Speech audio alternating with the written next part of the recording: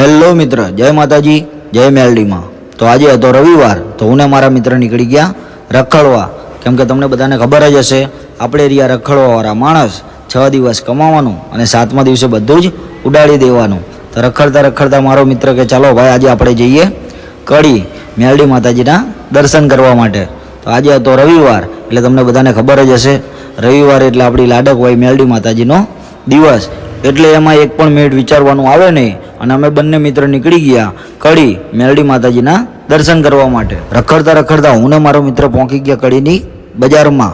ત્યારબાદ અમે આવી ગયા મેલડી માતાજીના મંદિરે અને મંદિરે પહોંચીને અમે નીચે તો દર્શન કરી લીધા, પણ તમને બધાને ખબર જ હશે કે આપણી લાડકવાઈ મેલડી માતાજી કડીના કાંગરે એટલે કે 7મા માળે બિરાજમાન થયેલ છે। ત્યારબાદ હું ને મારો મિત્રો 7મા માળે બિરાજમાન થયેલ મેલડી માતાજીના દર્શન કરવા માટે પગથિયા ચડી રહ્યા હતા, તો બીજા માળે જ અમને ભક્તોની એટલી બધી ભીડ જોવા મળી। ભક્તોની ભીડ તો થવાની જ ને, કેમ કે આજે આપણી લાડકવાઈ મેલડી માતાજીનો દિવસ હતો।